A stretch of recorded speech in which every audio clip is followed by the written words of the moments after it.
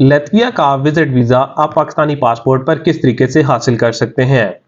Shenzhen countries में Latvia का visit visa Pakistani passport पर हासिल करना निहायत ही आसान है।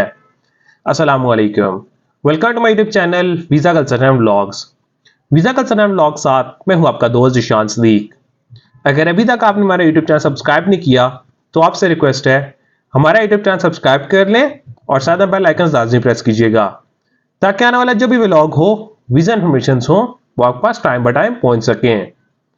आज के इस व्लॉग में हम बात करेंगे शेंजन कंट्रीज में से लातविया विजिट वीजा के बारे में कि पाकिस्तानी पासपोर्ट पर आप लातविया का वीजा किस तरीके से हासिल कर सकते हैं। जबकि लातविया की एम्बेसी भी पाकिस्तान में वाकया नहीं है तो उसको कौन सी एम्बेसी डील करती है, इसका प्रॉपर प्रोसेस क्या है, और जब आप डॉक्यूमेंट सबमिट करवाने के लिए जाते हैं तो अगर आपका इंटरव्यू क्लियर होता है तो 100% आपके वीजा लगने के चांसेस होते हैं।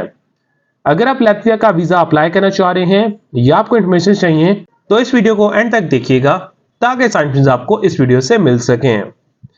फर्स्ट ऑफ ऑल हम बात करते हैं लातविया की एम्बेसी पाकिस्तान में वाकया नहीं है तो आप किस एम्बेसी के थ्रू प्रोसेस करते हैं। लातविया की एम्बेसी पाकिस्तान में वाकया नहीं है तो उसको आप जर्मन एम्बेसी के थ्रू अपना प्रोसेस करते हैं। शेंजन कंट्रीज में आप जर्मनी एम्बेसी के थ्रू अपना सारा प्रोसेस करते हैं। डिपेंड करता है, अगर आप पंजाब, इस्लामाबाद, लाहौर यहां से बिलोंग करते हैं तो आपको अपने डॉक्यूमेंट्स इस्लामाबाद एम्बेसी में सबमिट करवाने पड़ते हैं, और अगर आप कराची, सिंध, हैदराबाद साइड से बिलोंग करते हैं तो आपको अपने डॉक्यूमेंट्स कराची कॉन्सुलेट में सबमिट करवाने पड़ते हैं। लेकिन डॉक्यूमेंट सबमिट करवाने के लिए भी आपको प्रॉपर अपॉइंटमेंट चाहिए होती है। फर्स्ट इसके प्रोसीजर में आपको एम्बेसी की या कॉन्सुलेट की आपको अपॉइंटमेंट बुक करनी पड़ती है। अपॉइंटमेंट बुक होने के बाद प्रॉपर आप सारी प्रोफाइल रेडी करते हैं, सारे नॉर्मल डॉक्यूमेंट्स आते हैं जो जर्मन एम्बेसी के लिए चाहिए होते हैं कि डिफरेंट शेंजन कंट्रीज के लिए चाहिए होते हैं। इसमें कोई आपको एक्स्ट्रा डॉक्यूमेंट्स या इनविटेशन लेटर, पुलिस का सर्टिफिकेट, कोई ऐसे डॉक्यूमेंट्स नहीं चाहिए होते। जिस नॉर्मल बेस की डॉक्यूमेंट्स पर आप 100% वीजा हासिल कर सकते हैं। डॉक्यूमेंट्स में सबसे पहले आपके आइडेंटिटी डॉक्यूमेंट्स आ जाते हैं, देन उसके बाद आपके सोर्स ऑफ इनकम आते हैं। सोर्स ऑफ इनकम के बाद आपको ट्रैवल के डॉक्यूमेंट्स रेडी करने पड़ते हैं, और अगर आपका सपोर्टिंग डॉक्यूमेंट्स हैं तो ये 4 सेक्शंस में आप अपने डॉक्यूमेंट्स कंप्लीट करते हैं। अगर बात की जाए आइडेंटिटी डॉक्यूमेंट्स में तो आपका पासपोर्ट आ जाता है, आपका आईडी कार्ड, एफआरसी, आपकी 2 पिक्चर्स व्हाइट बैकग्राउंड के साथ, और 6 मंथ से पुरानी पिक्चर एक्सेप्टेबल नहीं होती। उसके बाद आपको पासपोर्ट की कॉपीज करवानी पड़ती हैं। देन उसके बाद आप कहते हैं source of income. Source of income में अगर आप एम्प्लॉय हैं तो एम्प्लॉयमेंट लेटर, एनओसी लेटर और लास्ट 3 मंथ की सैलरी स्लिप चाहिए होती है। और अगर आप कहीं से रिटायर्ड हैं, गवर्नमेंट सेक्टर से रिटायर्ड हैं, तो आपको रिटायरमेंट लेटर और पेंशन बुक्स की आपको कॉपी साथ में अटैच करनी पड़ती हैं। देन उसके बाद आपका आता है आपका बिजनेस। अगर आप बिजनेस कर रहे हैं तो आपको लेटर हेड साइन स्टैम्प के साथ चाहिए होता है, विजिटिंग कार्ड, आपका प्रॉपर आपके जो बिजनेस क्रिएशंस होती हैं वो आपको साथ में लगानी पड़ती हैं। और देन उसके बाद आप कहती है लास्ट 6 मंथ की स्टेटमेंट। बहुत सारे लोगों का बिजनेस का अकाउंट नहीं बना हुआ होता, वो अपनी पर्सनल स्टेटमेंट को यूटिलाइज करते हैं तो उसको भी आप यूटिलाइज कर सकते हैं। लेकिन वीजा कवर लेटर में प्रॉपर आपको मेंशन करना पड़ता है कि आपके बिजनेस की स्टेटमेंट नहीं है और अपने पर्सनल अकाउंट को एज अ बिजनेस के लिए आप यूटिलाइज करते हैं, तब वो स्टेटमेंट आप यूटिलाइज कर सकते हैं। और देन उसके बाद ट्रैवल के डॉक्यूमेंट्स आप रेडी करते हैं।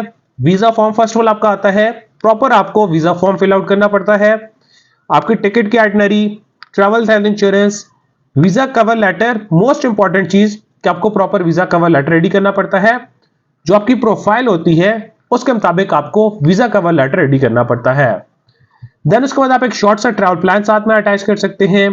ट्रैवल हेल्थ इंश्योरेंस आपको अटैच करनी पड़ती है। तो ये सारे आपको डॉक्यूमेंट्स चाहिए होते हैं। बहुत सारे लोगों के पास सपोर्टिंग डॉक्यूमेंट्स और प्रॉपर्टी के डॉक्यूमेंट्स आप अटैच कर सकते हैं। अगर आप क्रेडिट कार्ड यूज करते हैं, क्रेडिट कार्ड होल्डर हैं, तो आप क्रेडिट कार्ड की स्टेटमेंट भी साथ में यूज कर सकते हैं।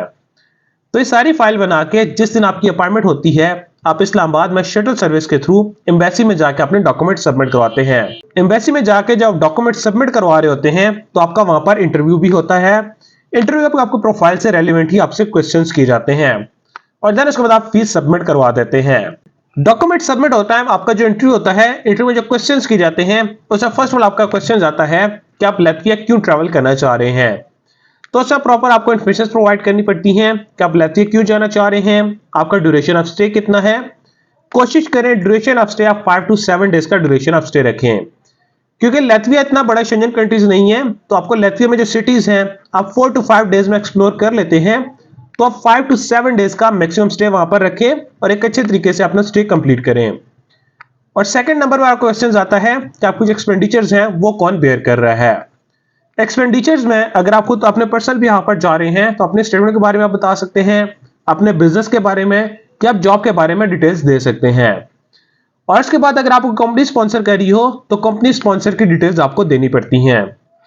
और थर्ड नंबर पर आपका आता है कि आपकी जो होटल बुकिंग है और जो टिकट आइटनरी है ये आपकी कंफर्म पेड है या आपकी ये कंफर्म्ड है या आप इसको पेड करना चाह रहे हैं।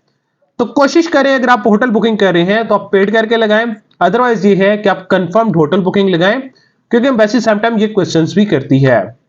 और देन उसके बाद बहुत सारे लोग इसमें कंफ्यूज ये होते हैं कि आपसे क्वेश्चंस किया जाता है कि आप लातविया के अलावा किसी और कंट्री से मूव होकर वापस आएंगे या नहीं।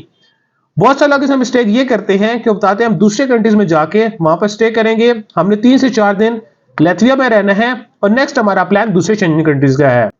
उसमें आपका वीजा रिफ्यूज हो जाता है, क्योंकि जब भी कोई कंट्री आपको वीजा ग्रांट करता है तो उसमें जो क्वेश्चंस किए जाए तो उसमें आपको प्रॉपर बताना पड़ता है कि हमने इसी कंट्री में स्टे करना है, इसी कंट्री को एक्सप्लोर करना है, तो आपके वीजा लगने के चांसेस अच्छे होते हैं। तो ये 3 से 4 मैक्सिमम वहां पर क्वेश्चंस किए जाते हैं और आपके डॉक्यूमेंट सबमिट हो जाते हैं।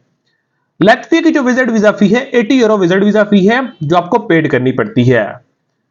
जहां तक बात रही लातविया का वीजा प्रोसेसिंग टाइम कितना है, लातविया का इस time processing time 20 to 25 working days के अंदर डिसीजन होता है। मीन अगर वीक्स में कंसीडर किया जाए तो 4 to 5 वीक्स के अंदर इसमें डिसीजन हो रहे हैं। तो प्रॉपर आपकी स्टेटमेंट मेंटेन होनी चाहिए, आपके डॉक्यूमेंट्स प्रॉपर मेंटेन हो, और अगर आपकी ट्रैवल हिस्ट्री नहीं भी है, आप फ्रेश पासपोर्ट अप्लाई करना चाह रहे हैं तो इसमें बेहतर चांसेस है कि आप लातविया का वीजा पाकिस्तानी पासपोर्ट पर हासिल करें। अपॉइंटमेंट मिलना थोड़ा सा मुश्किल होता है, लेकिन अगर आपको अपॉइंटमेंट मिल जाती है तो अपना प्लान करके आप लातविया का वीजा पाकिस्तानी पासपोर्ट पर हासिल कर सकते हैं। अगर आप लातविया या किसी भी कंट्री का वीजा अप्लाई करना चाह रहे हैं या आपको इन्फॉर्मेशन चाहिए तो स्क्रीन पर दिए कॉन्टैक्ट नंबर पर आप हमारे साथ रब्ता कर सकते हैं, अदरवाइज आप हमारे ऑफिस विजिट कर सकते हैं। Kamal express and holdings private limited, Islamabad D Chowk में हमारा ऑफिस है, तो आप हमारे ऑफिस विजिट कर सकते हैं ताकि हम आपको ट्रैवल से रिलेटेड बेस्ट सर्विसेज प्रोवाइड कर सके। Thank you so much.